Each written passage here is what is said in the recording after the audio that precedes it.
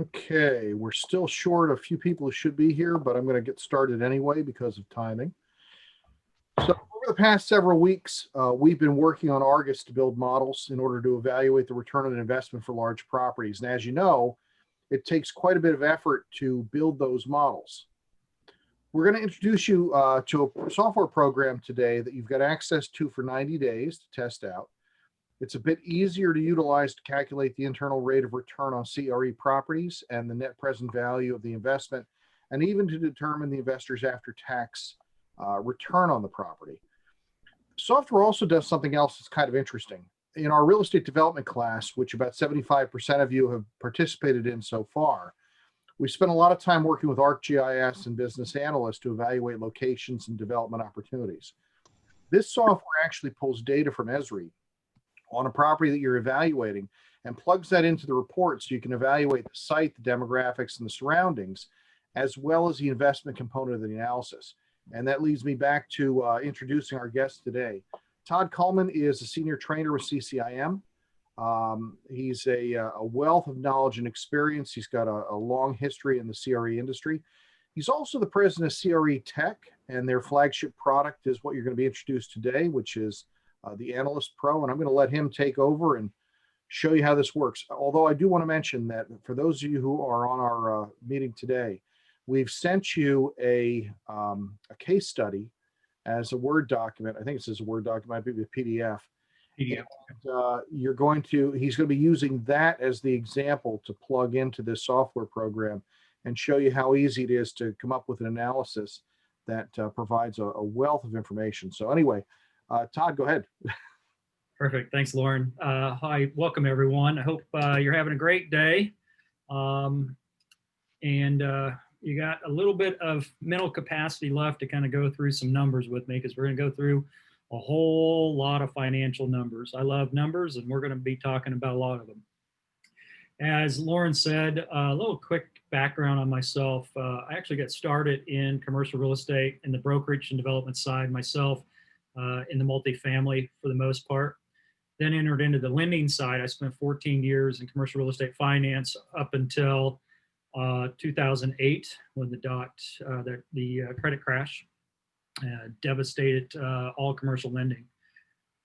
I've been highly involved in technology and commercial real estate for most of my adult career, and have decided 11 years ago, I decided I was going to marry and join my passion for technology with my passion for commercial real estate. And that's how we came up and designed the TheAnalyst Pro. As Lauren had mentioned, he did email out a PDF document with a case study property I'm going to walk through with you today. I know you're going to be doing a lot of case studies. I know you're going to be using Argus a lot over this class and semester. But I want to give you, and I think in talking to Lauren, we just wanted to kind of give you another, I won't say option to Argus, but another alternative when analyzing a property that can be a lot faster, easier, and maybe a little bit more enjoyable than Argus itself. In 14 years of lending, as I mentioned to Lauren earlier, I had to use Argus. I had to use it on a daily basis to analyze every one of our loans, every one of our investment properties, and project our cash flows on every property. It was a lot of effort, a lot of work on our part. It's very valuable to learn, especially. That learning curve is pretty significant, and I've taken a lot of training classes for a lot of money. I put my staff members through training classes for a lot of money to learn Argus. So we're going to spend about an hour, a little over an hour today, and go through analyzing a full property in the TheAnalyst Pro, and that's going to be pretty much all you're going to need to know. 1 hour's worth of training, and you'll be able to take off and run with those. I hope all of you did receive the notification that you do have a 90-day trial to the TheAnalyst Pro. I know the original email went out saying a 0-day trial, and I appreciate a few of you who came back to me saying how valuable that 0-day trial was. We got that resolved, we got that fixed, and definitely got everybody into a 90-day trial. If you're having any problems logging into the software platform, just let myself know or our support team know, and we'll get that fixed for you right away. I also want to mention everything I'm about to do, I'm going to do on Chrome browser. I have a Mac here and use Chrome. You can use this on any platform, any browser that you have, PC or Mac. And then also you can download the native mobile apps. From the App Store for Apple, as well as the Google Play Store for Android, we have native mobile applications. So once you log in to the web version, feel free to download the mobile versions. There's no charge for any of that for you to do, and you can change your analysis on any of your devices. With that said, I picked and created this case study for a couple different elements. It's a 3-tenant retail property. I've used this for several different classes that I've taught, and then also a couple different universities like yours, university classes like yours, where they're specializing in commercial real estate. And I will tell you, and I mentioned this to Lauren before, one of the universities I work with on this, the professor actually requires them to set this case study up into an Excel spreadsheet. And it is a fairly simple, straightforward property for property perspectives, for commercial real estate world. This is a property you run across routinely, but to set it up in an Excel literally took some of the students days. And I was not one of their biggest, they didn't like me. Let's just put it that way. I'm just going to be nice to myself. They didn't like me for giving that case study to them. So you should like Lauren even more that he didn't make you set this up in Excel before today's session. We're going to spend the time together going through, talking about the case study and elements of the case study, and then put it in the analyst and run the reports in the analyst and see what they mean and see how they come out. There's going to be some new terminology that maybe you haven't quite learned in this course so far this semester, but several things I think you're going to recognize from IRRs and cap rates and cash on cash returns. So real briefly, and I know you have this in PDF, but real briefly, I'll skim through this document so you have kind of a visualization of the property, if you will. I do encourage you after today's session, and maybe as a slight homework assignment, only take you about 15 minutes or so, take this case study. I printed mine out because I could have it on my, while I'm typing it in, but take this case study and put it in the analyst and then play with it and tweak it and change some numbers around, change some interest rates around like we're going to do. And you can kind of see some of the impact, how easy, number one, it is to go in and make some changes to analyze a property, but then also come in and see what impacts that different changes you make to the investment would be. So real quick, 3-tenant retail center. It's anchored grocery center. I'm pretty familiar with this property because this is my grocery store. I'm in Texas, and this store is about 15 minutes away from me, and this is the one I go to. I said all the numbers are fictional. The property's real, but all the numbers and names have been changed to protect their identity. Purchase price on this property is $16 million, built in 2003. Total property size, total retail area is 55,000 square feet. Again, it's got the anchor, the large anchor tenant. If I scroll down, is going to be what we call HEB grocery store. It's a big grocery store chain here in Texas and in northern part of Mexico. We're going to analyze our property based on a purchase date of January 2021. So this being mid-October, we're going to say, yeah, we could probably get this closed by January 2021. And I mentioned this as an important date because all of the lease numbers, all the lease expiration numbers, all the lease escalation numbers revolve around that date. So my purchase date, if I change it, it changes my numbers because of the lease changes, the lease escalations or rollovers that we're going to talk about. Quickly, HEB. HEB, we're just going to call it Suite 101. Their lease started in January 2014. 10-year term. And Lauren, chat up if you can't see my screen. I'm assuming you can see the document in front of me. Yeah, no problem. Okay, great, thanks. And by the way, chat up. Anyone, I get talking and talking and talking. Lauren knows me well enough to know I just get talking. But interrupt me, please. This is, we're here for you. and to answer any questions you have, no matter how smart that question is. I'll have Lauren answer the smart ones. I'll answer the not so smart ones, but ask away, because this is a great time to learn a real case study property like you're doing. But how would you interpret this information and things like that? Or how would you go about analyzing this as well? Well, as I mentioned, HEB is our anchor center or anchor tenant. So out of the 55,000 square feet, they're actually taking up 46,000 square feet of it. Back in 2014, when they signed the lease at $24.50 per square foot.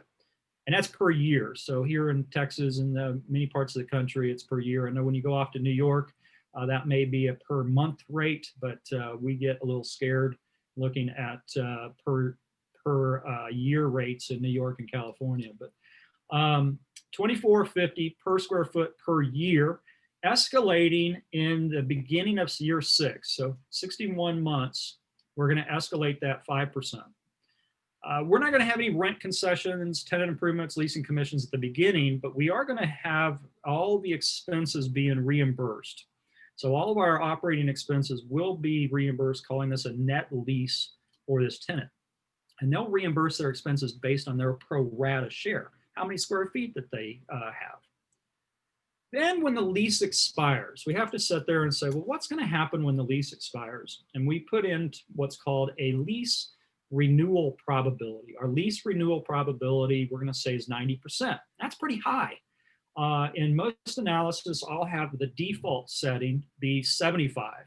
Yeah, you may want to put in 50% if you're absolutely just not sure if they're going to renew or not. How do I find out if they're going to renew? Well, there's some market research that you can do yourself. My market research is based on how long the line is when I'm checking out with my groceries, and based on getting a parking spot, not being able to get a parking spot at my HEB. They're very, very busy. They have a lot of sales per square foot in this area. They have a wonderful location. They're going to 99% chance renew. I'm going to give it a 90% probability. A little closer to the lease expiration date, you can probably have conversations with the tenant and find out what their anticipated renewal is going to be. You can pretty much tell on a retail property too. You can get sales per square foot for some public companies, but there is some research that you can do to get that probability number. Our renewal rent, if we release to and extend the lease for HEB, will be $27 a square foot, but our market rent is $30 per square foot. That's our anticipated future market rent upon renewal. And then again, we have that renewal escalation. So we're going to say, we're going to do the same lease term. We're going to do a 10-year extension with the month 61, year 6, increase at another 5%. If we do have to release the property, if HEB does vacate, we're going to say it's going to take us 3 months to release it. But we're not going to give any new rent concessions if we have to release it. There's a big tenant. We're not going to give up anything right this moment. But we will have to pay, from the landlord perspective, an allowance of $2.50 a square foot for new tenant improvements. And then we'll have to pay that broker a leasing commission. We're going to say we pay them $350,000 in leasing commission. Sorry to cut you off, but what are new tenant improvements? Hey, wonderful, Justin. So new tenant improvements. Now, if I go, I'm going to scroll back up real quick. When the lease expires and we go into the rollover portion of this, I put in here a 90% probability that HEB will stay there. If they stay there, then I probably won't have to pay anything as the landlord for more TIs. They've already built it out as a grocery store. They're happy. But if they move out, the 10% chance they move out, then as the landlord, I may have to retrofit that property for a new tenant coming in. And so if I'm releasing to a different tenant, then I'm going to estimate that I'm going to have these new tenant improvement allowance. We call it an allowance for reconstruction of the interior of that, the layout of the interior, those types of things. This is pretty common in commercial real estate with almost every property type, office, retail, and industrial, that you'll negotiate. The negotiating piece is between the TIs, tenant improvements, that the tenant pays, and the TIs and tenant improvements that the landlord pays. That answer your question or make it more confusing? Yeah, awesome. Thanks so much. Okay, sweet. All right, now I'm going to scroll down, then with that, Justin, and for everybody else, that new leasing commission, I'm not going to incur. I'm anticipating not incurring a leasing commission if HEB stays. But if HEB goes, I got to go pay a broker to put somebody in there and fill that space for me. And I'm estimating $350,000 for that. And we'd be happy to do that for you. That's not a problem. First in line. and it's important for me to mention now too, there are going to be situations, and this is why getting the leases and reading the leases are super duper important, but there are going to be situations where you're going to pay a leasing commission even if HEB renewed. And that confuses some people in real estate sometimes, like, well, the tenant's renewing, why would I pay that leasing broker from 10 years ago another commission? It's because it was negotiated in the lease that you're going to do that. And so read the lease, and you may have a situation where you're paying the tenant rep broker when that lease renews. So just because I put 0 in there doesn't mean it's always 0. And that's why we have a field for that in the analyst, is because some leases do have renewal lease commissions. I have an office building. I pay renewal lease commissions when a tenant renews. Anybody want to guess why I'm happy to do so? Pay that original broker a leasing commission when that tenant renews? Anyone want to guess why I'm happy to pay that? Kind of sounds silly for some people. So they bring in future business to you? Future business to me? Could be. Now remember that I'm paying the tenant rep broker, the broker that represented that tenant. The tenant rep broker gets paid when they do a lease on a property. So the tenant rep broker is going to be maybe motivated to say, hey, I know that lease with Todd expires on this date. I'm going to go find him a new space and try to get him out of that space into a new space, only so they can get paid. So if I can get the tenant rep broker to come in and meet with them and say, why don't you stay here and not move? Well, that's better for me. I don't have TI expenses and things like that. And then they are incentivized to tell them to stay put and stay at the property. So there is a rhyme to the reason sometimes. And brokers are just greedy in the first place. So we just got to get over that, right? Well, I'm a licensed broker. I'm talking about myself. All right. Inline tenants. Okay, so we have our big anchor tenant. We also have what's called the inline retail tenants, and these are going to be our smaller tenants. We've got a cleaners there, so Jack's Dry Cleaner. They're 4,500 square feet on a 5-year initial lease. Their lease started mid-year, though. They started in June 2019. Their rental rate's $27 a square foot, going up 3% a year. And we're not quite sure Jack's is going to stay there for sure or not, so we're going to give them a 75% probability of renewing. But we're going to renew them at market rate, which is going to be $30 a square foot. And so market and renewal rates are going to be the same. Their rent goes up 3% per year on the escalation as well. If Jack's moves out and vacates, then we're going to estimate it's going to take us 3 months to get another tenant in there. Plus, we're going to estimate that we're going to give what's called a rollover rent concession, a concession to the new tenant of 3 months free rent.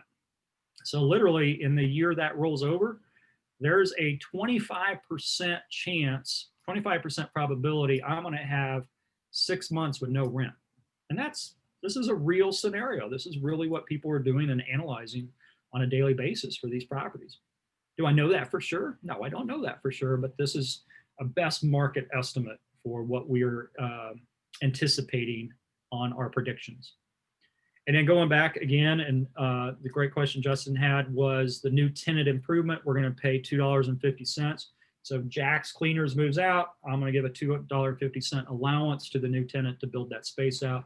And I'm going to pay, I guess Lauren in this case, since he's going to represent my center, I'm going to pay $27,000 to him again to lease this space out to the new tenant. But Lauren, there's only a 25% chance that I'm going to have to do that. So no problem. Austin Pizza is our third tenant. They signed the lease just this year in January for 5 years, 4,500 square feet, just the same as the dry cleaner.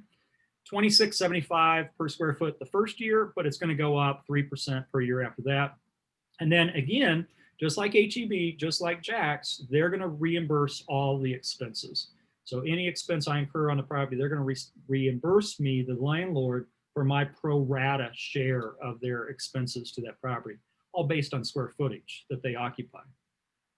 And then almost identical, if not identical to Jack's, we're going to give it a 75% probability that they're going to continue to have people come eat pizza and enjoy their pizzas, and they're going to stay.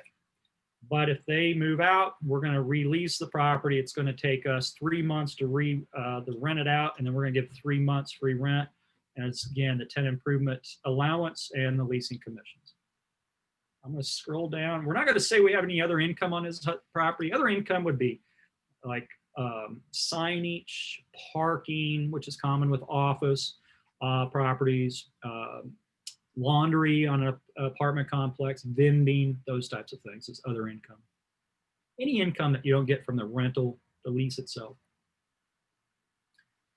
Then we're going to have what's called a global vacancy factor of 5%. So we're going to say every year we're going to underwrite a 5% vacancy on this property, maybe higher if we have a lot of rollover in 1 year, but we're going to say the minimum global vacancy is going to be 5%. And then here's our expenses to operate the property. And I kept this fairly simple and just for time to put this in the system, but these are pretty common: taxes, insurance, property management fees, repairs and maintenance fees, utilities. All of them except for property management, we're doing at a first year amount plus annual expense increase. And 2% is kind of my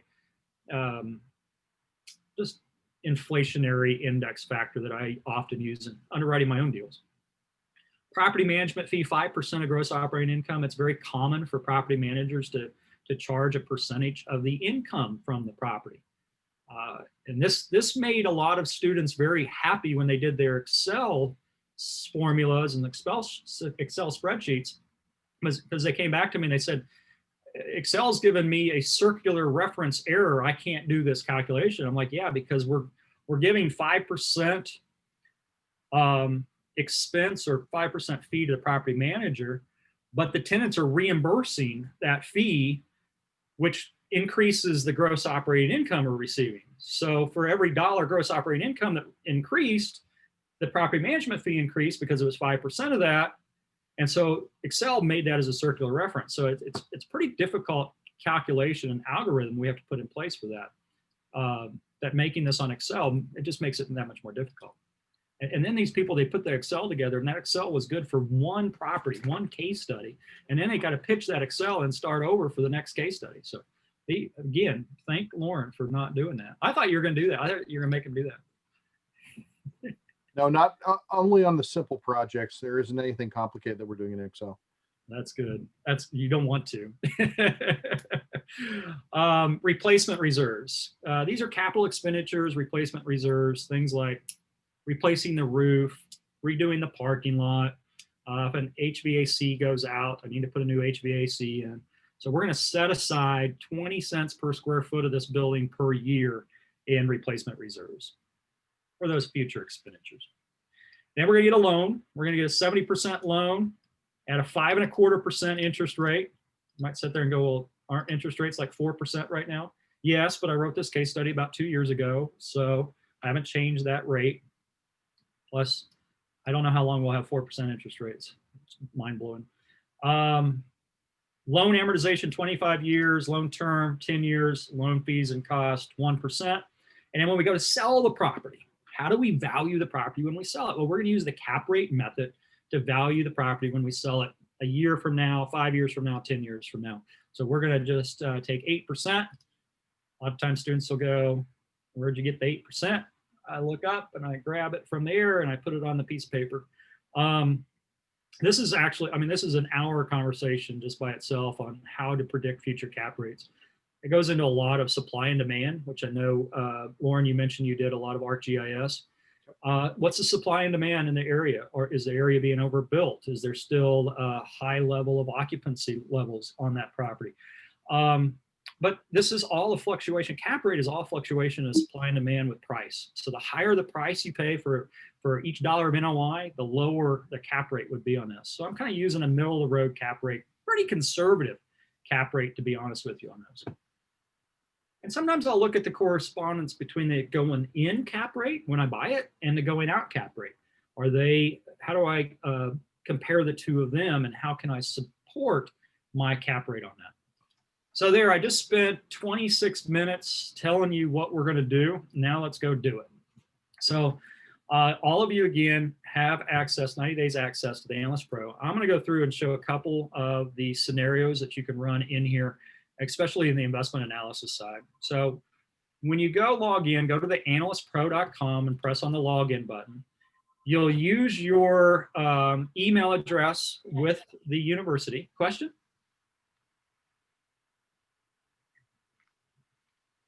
Any questions, just chime on it, interrupt me. I don't mind. Like I said, I'm just going to keep talking unless somebody asks me a great question. So once you log in using your email address and password, and the password is the same as the class, so real, all lowercase, and then the class number, which I think is 357, but I got a lot of numbers. What's that? 347. 347, perfect, 347. So REAL 347 lowercase, that's your password. You can change your password. You can put in your own picture and all kinds of cool stuff. Just click on your name up there to do that. We have a lot of different tools in here. As Lauren said, we have demographics. We also have flood, crime, environmental reports that you can run in here on any property in the US. But I'm going to come into the analysis reports up here at the top menu. And then we have different analysis. So we have investment and lease versus own. I'm going to select investment analysis. And that's when I'm going to now start putting in my property details for these 3 tenant center. And I'm going to call this Whitestone HEB Anchor. And I'm going to put it in, you can create a folder here. I created a folder for your class. And so I'm just going to save it in that folder. Again, it saves all to the cloud now. And so by doing that, I can access this now on any one of my devices, any computer, those types of things. All right, starting off, we're going to this is how we're going to put this in. We're going to start with the property information. See the little checkbox over here? And we're going to go through the income, the expenses, the mortgage, the sale of the property, and then we're going to generate our report. So starting with the property information, the property's purchase price is $16 million. And I think, Lauren, you had mentioned you're also going to work on a case study where you have to value a property. Yeah, we're doing a Harvard case study next. That's in about 3 weeks. They're working on Argus project right now, that Hogwarts tower that I made up. The Harvard case study is an actual real world example where there's 8 properties in a portfolio. I'm going to value 2 of them in class and let them do the other 6. And of those other 6, 4 of them generally we value in Excel because they're relatively simple. 1 in Argus and 1 in something else. But you might want to put those properties directly into this. You'll get a better analysis very quickly. Perfect, great. I'll be excited to see how that works out for all of them. But you can do this. I could put in an acquisition cap rate too. So if I knew what the market cap rates were for your property, if you wanted to value the property based on cap rate, I could select from the drop down acquisition cap, and then it'll give me the price or the value of the property. But in this case, I'm giving it to you in the case study, 16 million. And then the property size is 55,000 square feet. You have a drop down here. You can do units, which is great for apartments, self-storage properties. Anything that's leased by unit, you would select units. But anything that's leased by square footage, which is obviously retail, industrial, office properties, you put it in by square foot. And then this was that important number here. I said the purchase date. So we defaulted to the current month, but I had said we're going to buy this January 2021. So I'll change the purchase date and press continue. And that's it on the property side.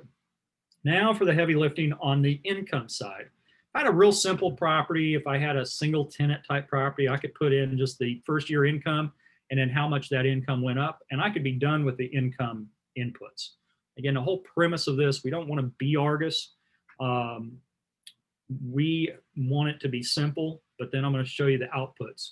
So our whole mission is make this simple, but give you significant outputs to help you make decisions in real estate. So I'm going to come in and I'm actually going to put in each individual lease in here. So you can see I can put in the income or I can put in each individual lease detail. So I'm going to select add lease details. And my first tenant, if we're going down the case study sheet that you had emailed to you, my first tenant is the HEB Grocery Center. And that is unit 101 with a lease start. They started in January 2014. And they have a 10-year lease, so I'm going to say 120 months. And our system will automatically then calculate what the lease end date will be. Let me see, I didn't save that. Like I said, our system will automatically calculate the lease end date, as long as you put in the lease start date. Then I'll come in and put in the rentable area. This is our big boy tenant, so we're going to say 46,000 square feet for our anchor. And our rent, starting rent at the beginning of that lease term was $24.50. Next is our rent escalation. And you may see in the write-up, it says 5% in month 61. But this is an annual percent. So if I put 5% in this column here, it would say 5% every year, which would be incorrect. So we put a custom gear wheel here if you want to customize any of these particular inputs. So in this case, I'm going to say in month 61, which will automatically calculate the date, this is going to increase by 5%. And I'll press save. We didn't have initial rent concessions or tenant improvements at the beginning of the lease term. That was back in 2014. So I'm going to skip those.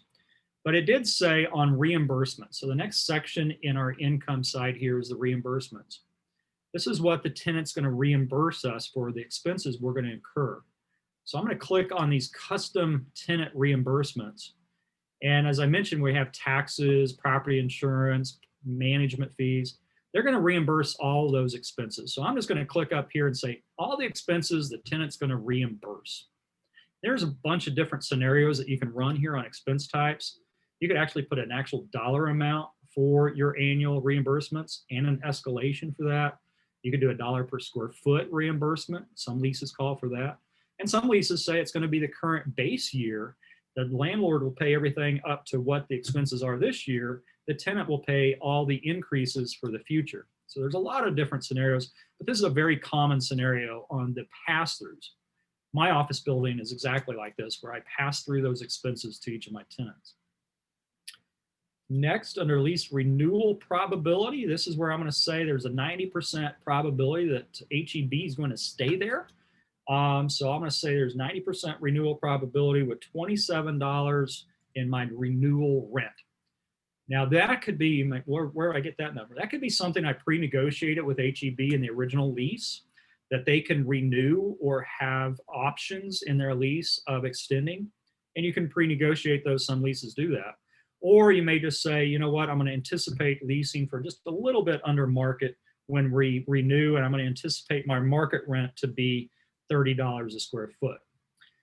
Again, we're going to do that custom escalation, that 61 months from the renewal date, we're going to increase this rent from 27 by 5%.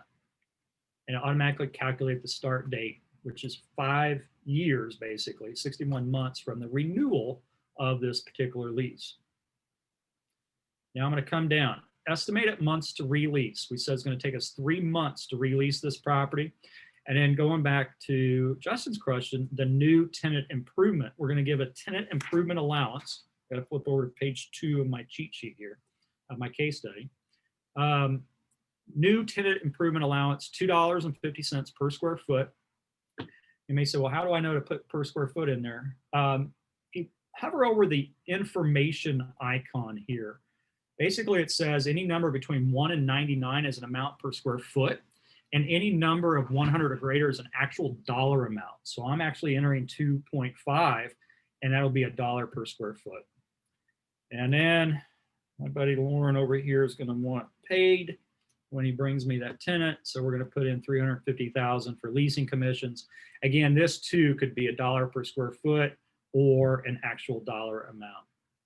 So with that, I'm going to press the save button, and now I've entered the HEB tenant.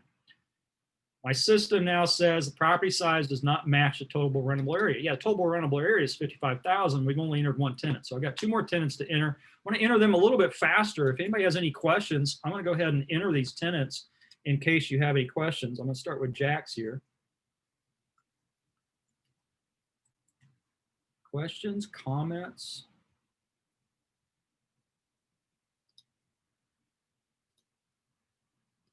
I don't know what you're serving for lunch up there.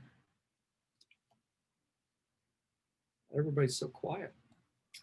I actually think they closed down all the restaurants and cafeterias. Or, if I understand it correctly, maybe somebody can correct me if I'm wrong, they're actually leaving bagged lunches outside or handing them off to students as they come by because of the COVID shutdown.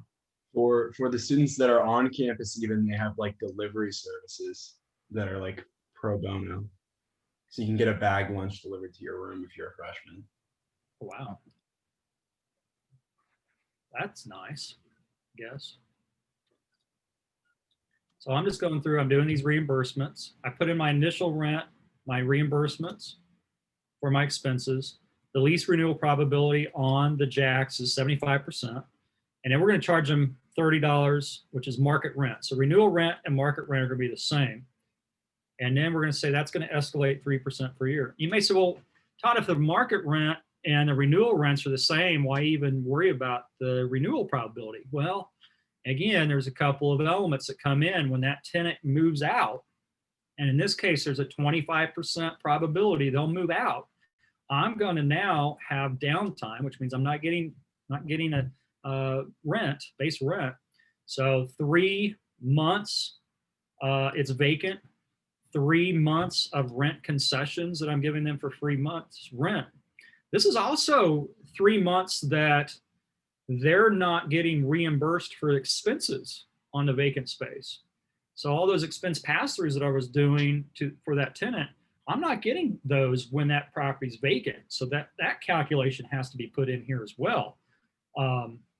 Now, renewal tenant improvements. Just another question. I'm sorry. For rollover rent concession, that's the number of months of free rent that you're going to give the tenant when they agree to move in. Perfect. Yes. So I've got 2 scenarios going here on this one, Justin. So first, I've got my estimated months to release. So this is how long it's going to be on the market vacant. Then they move in 3 months after it goes vacant. The new tenant moves in, but then now I've given them concessions to say 3 free months of rent. So they're going to have 3 free months of base rent. They'll still be charged their pass-throughs for expenses. So we're not conceding that. And then again, how do I know that this is 3 months? Which may be more of the answer to your question. How do I know this is 3 months?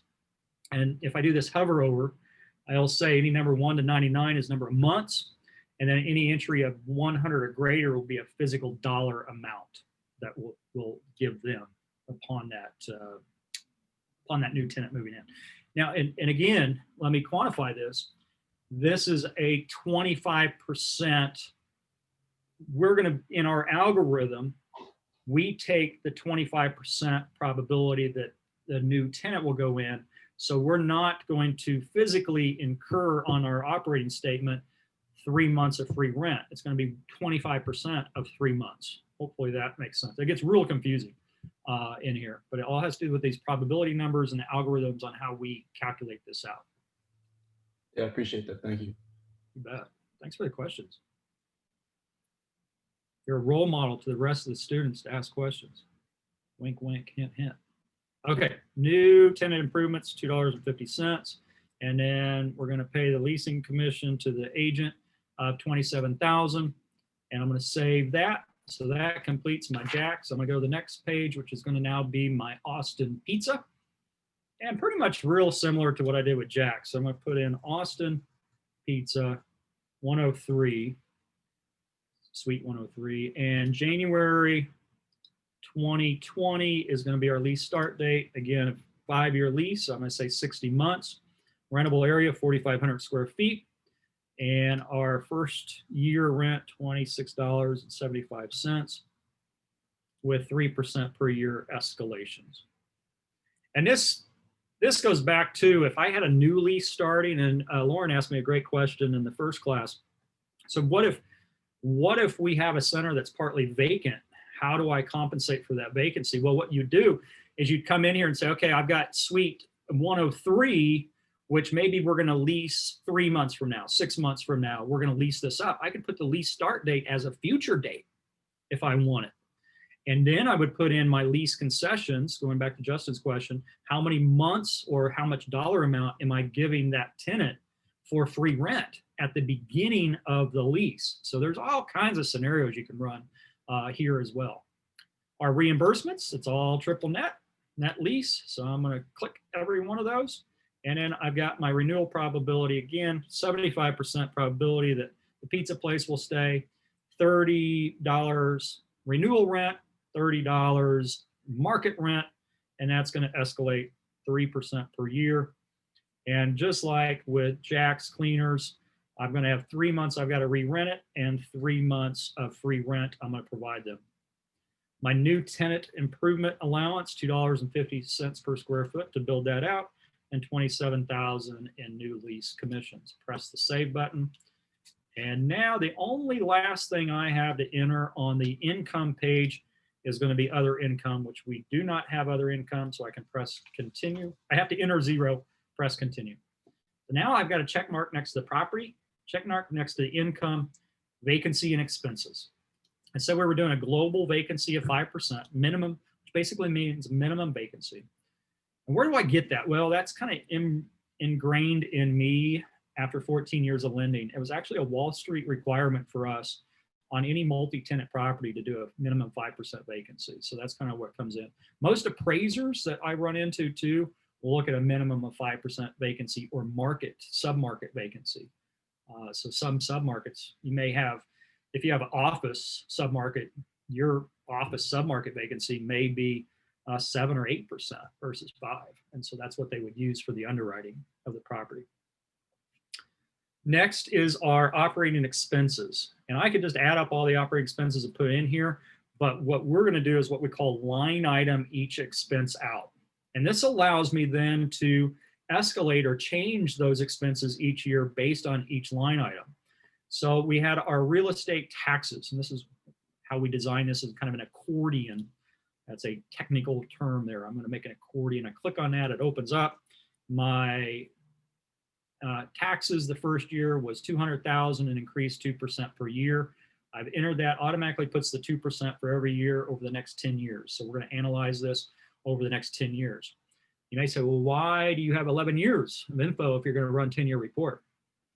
When we look at using the cap rate to value the property upon sale, I actually look at the future income of the property to determine what my value of my property is going to be based on that cap rate. So at the end of year 10, my sales price is going to be calculated using the 8% cap rate based on year 11 net operating income. So I'm going to use year 11's net operating income, cap it at 8% to get the end of year 10 sale price.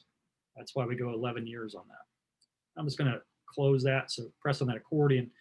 We have a bunch of different expense categories here. We kind of taken the most common expense categories and defaulted them into our system.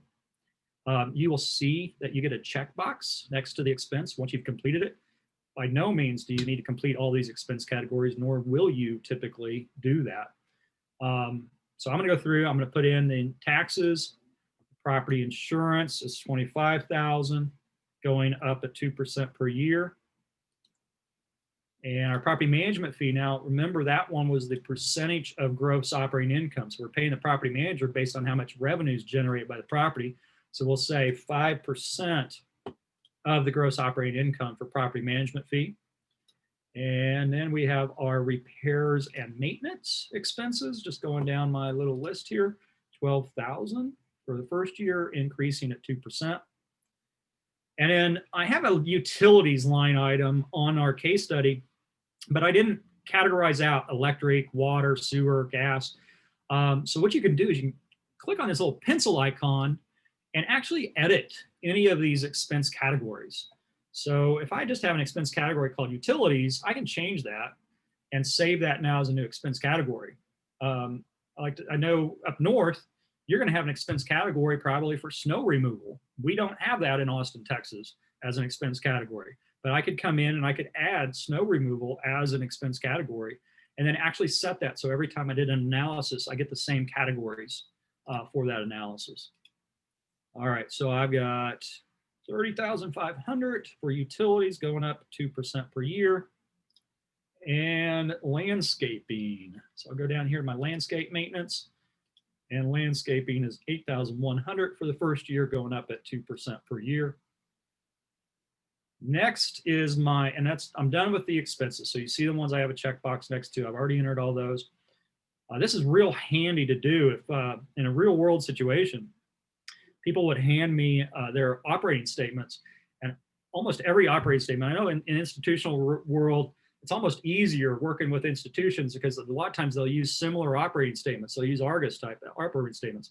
But sometimes you're dealing with $3-5 million properties, which I deal with on my personal basis quite a bit. Your operating statements are all over the board. I mean, these categories are all over the place for how people categorize things. They may even have automobile expenses in there and stuff like that. So this allows you to go in and customize your expenses based on the information you get from the property, the seller of the property. And then 20 cents per square foot per year for our replacement reserves, for roof, parking lot, fixing the parking lot, HVACs, those types of things. I'll press continue, and that's my vacancy and expense section. So I got check, check, check over here on my left side. Next, we can enter the loan information. So here we can enter the dollar amount of the loan or the loan to value, LTV, that we have. And again, if I hover over, it'll say a number of 1 to 99 is my LTV, and a number of 100 greater would be an actual dollar amount. So I just put in 70 in there for my 70% LTV. Loan rate 5.25. Loan amortization, we're going to amortize it for 25 years with a 10-year balloon payment. We got to pay it off in 10 years. And then we're going to pay that wonderful lender 1% of the loan amount as my loan fee. And that's it. Now you could do this with a first lien and a second lien. If you did have a second lien, you could do interest only. You could do interest only that converts to a permanent. I can analyze it. What if I refinance and cash out in the future on this? You can run this. I suggest setting this up, running it, and then going in, plugging in a 4% rate, seeing what happens. Plug in, hey, maybe I'll refinance this in the future for 3 years from now and cash out of the property, get a new loan. So there's a lot of these scenarios you can run over and over and over really quickly. Now, I've got my mortgage information done. My next step is my disposition sale price on this. My disposition sale price is going to be 8% cap rate. Again, we're going to base that on the following year NOI. My value I'm going to put on this property at the end of year 1 is going to be based on year 2's NOI and so forth. And we're going to use an 8% cap rate. You may get into situations in the real world and in your case study world as well as the real world where you look at it and say, well, the cap rates aren't going to stay the same every year. So the way we analyze the property is not just 5 years and 10 years. We say, what if you sold it year 1? What if you sold it year 2, year 3, year 5, year 6, year 10? We're looking at every year if you sold the property. So we're calculating the return based on the optimal period to own that property. So you could put in a variable cap rate here. If you ever had a land transaction or a non-income producing transaction, you could put maybe a property appreciation percentage increase or even just a fixed sales price each year for that. We're going to keep it simple. We're just going to put in our 8% cap rate at time of sale. And now one last thing I want to show too is we have what's called the default settings section. And I clicked over here, and our default settings section is where we have our acquisition and disposition cost. In this case, I put in a percentage of the purchase price, and it's going to be a percentage of the sales price as our acquisition and disposition percentages. And then we also have the ability to run an after-tax cash flow on a property. So we've defaulted in the tax rates. And you would want to default in your state and local tax rate and set them as your defaults as well. We call these our default settings just because you can set them one time and kind of use them consistently for other properties. But you can change them for each property. All right, now I'm ready to run the report. Now I got a lot of options I can run on this report. So I can run the basic report, or I can sit here and say, well, you know, we want to run a weighted average lease expiry on this. And I'll explain that in a little bit more detail. I want to do a lease expiration rollover analysis. I want to look at every year's expense ratio compared to the gross operating income. Are my expenses going down or up or down in relationship to the income on the property? Optimal period to own the property right, via IRR, net present value. And I think, Lauren, you said you did go through some net present value calculations with them as well. Yeah, we do. Definitely. Perfect. So again, net present value, we're taking those future cash flows, we're discounting them back to what that cash flow would be worth today. And so I'm using a discount rate before tax of 8% and after tax of 5%. Modified internal rate of return, I think you're going to talk about this in a future class. But modified, and again, this is a hour and a half long discussion just on modified internal rate of return.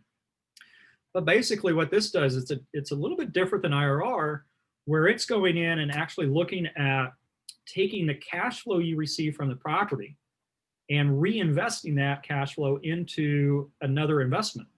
And what would that investment earn? So I'm using an 8% reinvestment rate for the before tax. And there's a default you could change.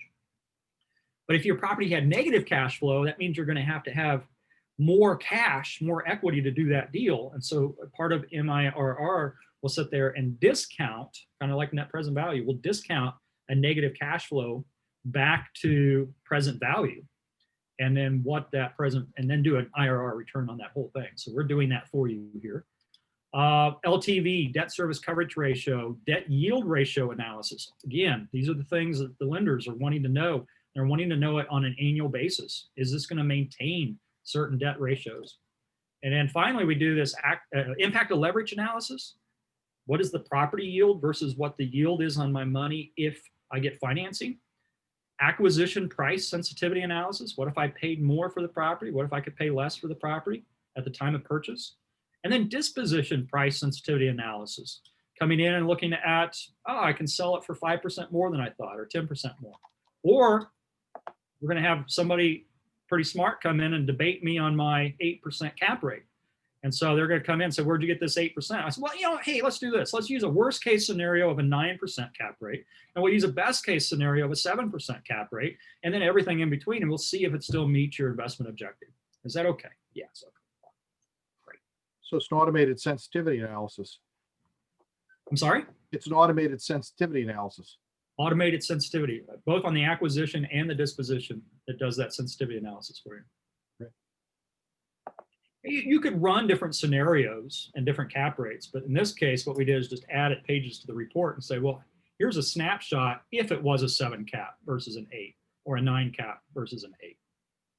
So you can see it all on one page. And I'm going to run the 5-year before tax report.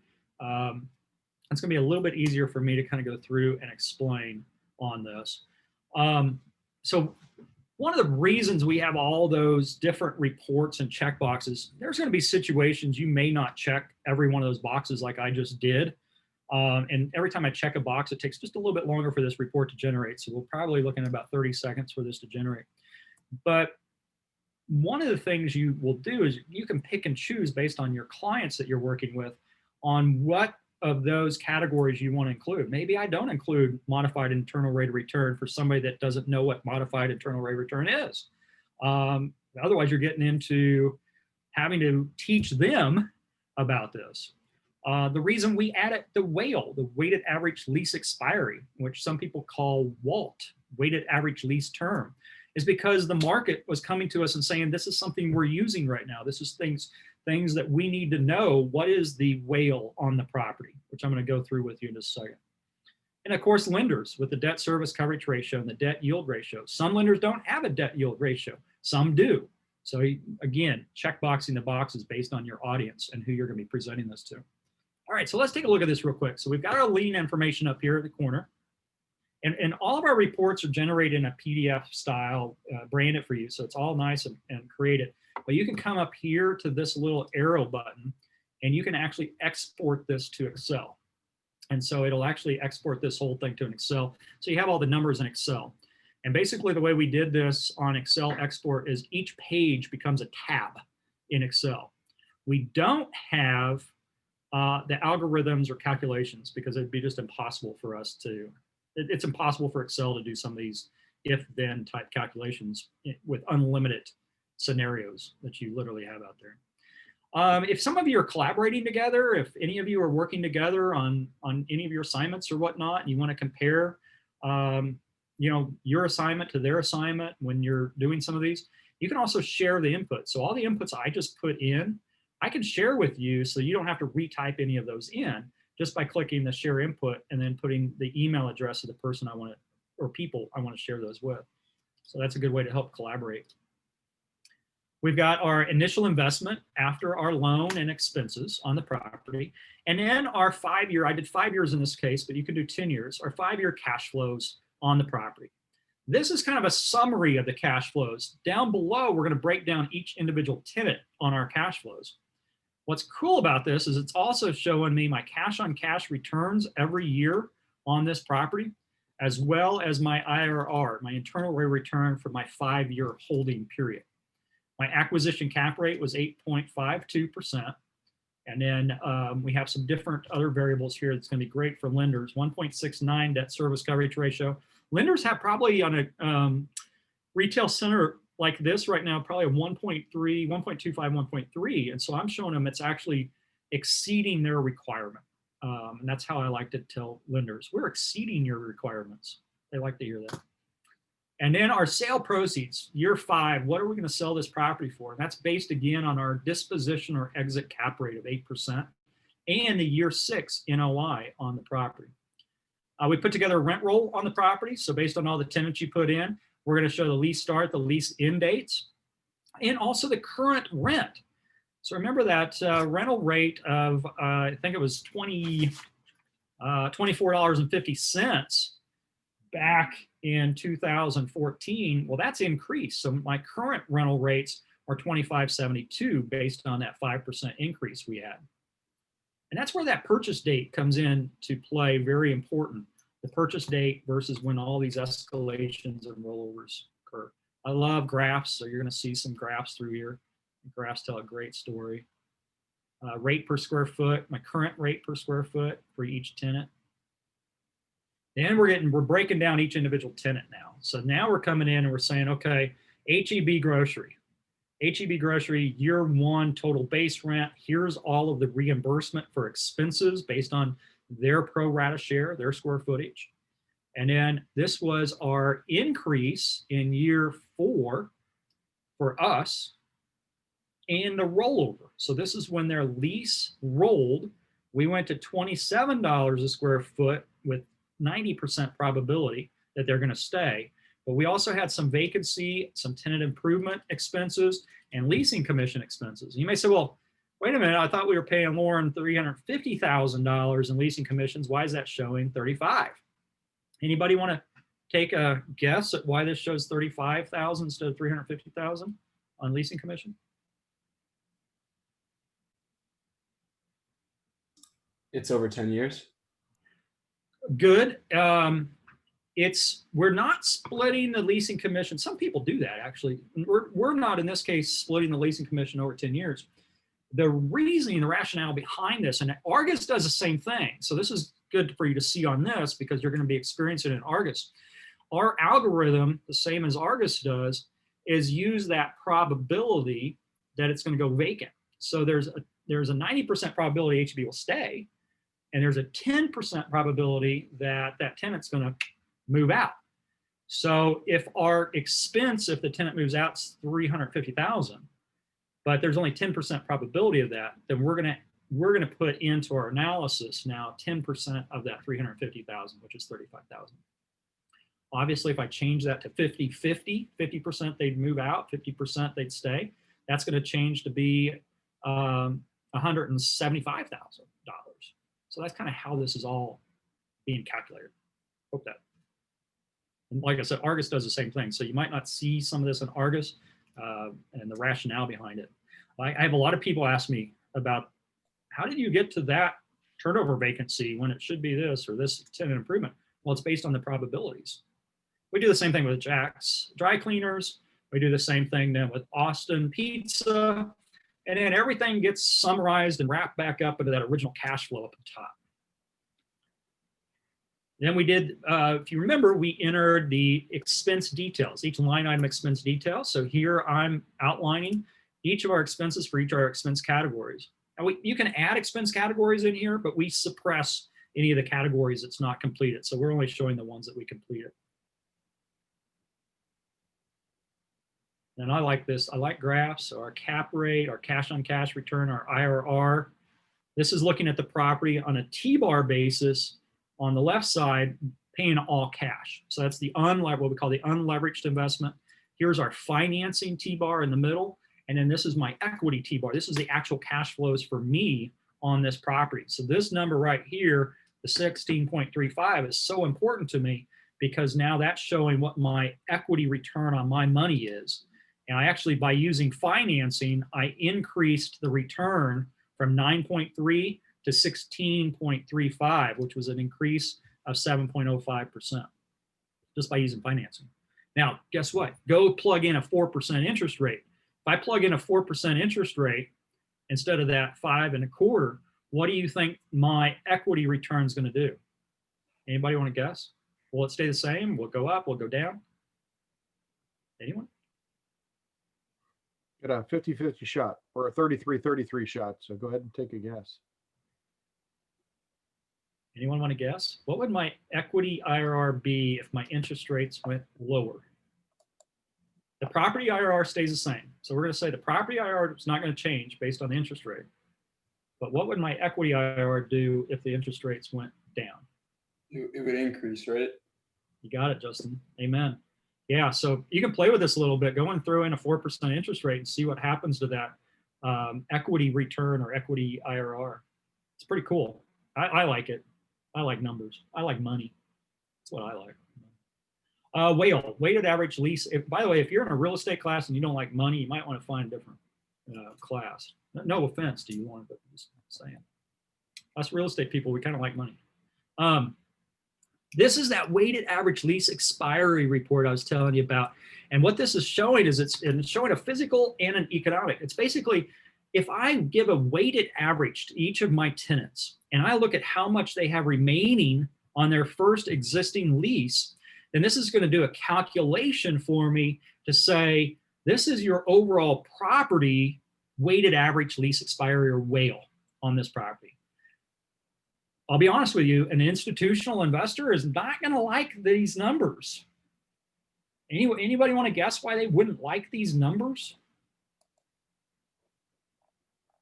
3.12, 3.17.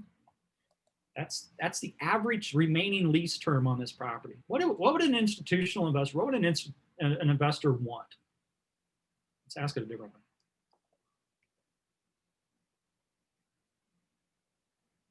No one? I should start calling on people. What do you call them? You know these people. I do. How about Andrew? Any answer to that one? Can you repeat the question? Sorry.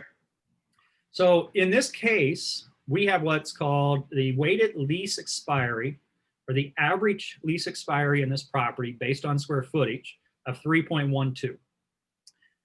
Those are number of years. So it's 3.12 years between now and the weighted lease expiration. And I said that investors would not really like this. Some investors, institutional investors, would not like this. What would they rather see on this? What would be better? Would a higher weighted average lease expiry be better just because you just have the tenant for a longer amount of time?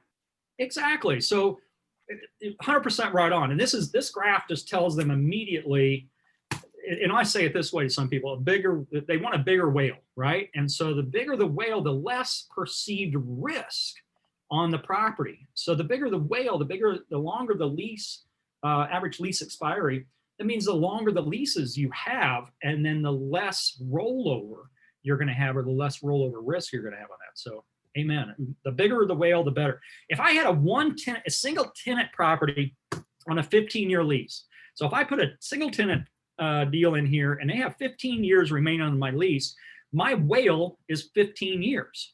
So that's kind of an easier way to think about that. But when you start getting a multi-tenant property, this becomes a little bit more intense calculation. But this is what investors are wanting to see, is what is the whale on this property. If they're comparing this property to another property that has an 8, 9, 10 whale, they're probably going to be like, ooh, you know, that 3-year whale there is kind of concerning to me. And then here we kind of break it in, again, graphs. I love graphs, you know, because HEB is our big anchor tenant, they're making up the majority of those. And then we do it on an economic basis too. So then we add up, well, what's the remaining rent and reimbursements we're going to collect between now and the end of the lease? And we add all of them up together to then calculate what's called an economic whale on the property. And all this stuff, just fun the numbers. Here's our rollover risk analysis. It's pretty simple. So you can see HEB's rolling in 3 years. That's 84% of our center is going to expire in the next 3 years. This is something we looked at very, very, very closely when we were doing our Argus runs for loans. As a lender, if we have a lot of exposure with a big tenant moving out, so in this case, year 3, we have a big tenant that can move out, we may set up as a lender a reserve account to say, we want to make sure, and we'll release this reserve account once they renew, but until that tenant renews, we want to make sure our debt service is going to be paid. And so that may be one way to mitigate risk in some of the lending and some of the institutional investing. One graph I really like is this expense ratio percentage of gross operating income. So the blue line is our gross operating income, and it's going up, like we said, about a little bit each year. But then I can see that my changes in my expenses, they're kind of darting around a little bit on this. And part of that is because of the rollover we're having. I like seeing this correlation, especially what I don't like to see. Well, you never want to see your income going down and your expenses going up. You want kind of the opposite, right? So you want the income going up and you want the center to remain very efficient in the operations. So that's a great little line that I like. Our cash on cash returns, I like to graph that out. Optimal period to own the property, in this case by IRR. This basically says if I own the property for 3 years and I sell it at the end of 3 years, I'm going to have an 18.7% return per year 1, 2, and 3. But if I only own it for 2 years, I'm going to have a 13.93% return years 1 and 2. It has to do with how much you sell the property for. Optimal holding period based on net present value. So if you take all of the future cash flows, I'm discounting those future cash flows back at 8% today. What's my value of that property today if I own it 1 year, 2 years, 3 years, 4 years, 5 years in today's dollars? Modified internal rate of return. We talked briefly about that. Lauren will go into a lot more detail on MIRR. But once you calculate modified internal rate of return, you can also calculate what's my accumulated capital over my whole holding period. So if I own this property for 3 years, I will accumulate $5.5 million in capital total. And there's our debt loan to value, debt service coverage ratio. Great graph for lenders to make sure they're covering their debt ratios. The debt yield ratio, some lenders are using. Some lenders will say it has to have a minimum 10% debt yield ratio. Well, this will do that calculation for you. Impact, I love this graph. So it kind of goes back to, and I think Justin to answer this one, but it kind of goes back to, if you look at year 5, remember the property IRR, that's the blue. So the blue one is the property IRR. This is my loan. And this one over on the right, that's my equity IRR. So the lower the loan, the bigger the spread, let's put it this way, the bigger the spread between the property IRR and the cost of funds, the more positive leverage I have, the more equity return I'm going to have. It's going to spike that up even further. That's why playing with this, it's really fun. Our acquisition price sensitivity matrix, this is something we were talking about, Lauren, with the sensitivity matrix. What if I could pay less for the property? What if I had to pay more for the property? What are the returns over that full holding period? And we look at the cash on cash and IRRs, both leveraged and unleveraged. A lot of graphs to it. And then lastly, our disposition price sensitivity. So I could pick a year and say, okay, in year 5, if we sell this at an 8 cap, we're gonna have a 16% return. If we sell it at an 8.5 cap, I'm gonna have a 13% return. If I'm gonna sell a 9 cap, it's gonna be 11, or vice versa. If I could sell it at a 7 cap, I'd have a 21% return on that investment.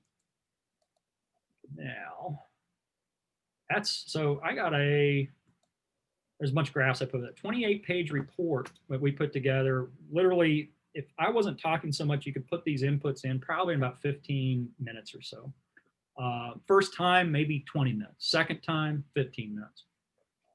Last thing I want to show, I'm going to go over to what we call our Commercial Package Pro, and I'll wrap up.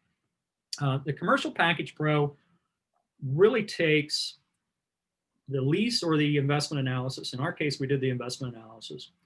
And it brings in the demographics, like what you did and used with a business analyst and ArcGIS at Esri.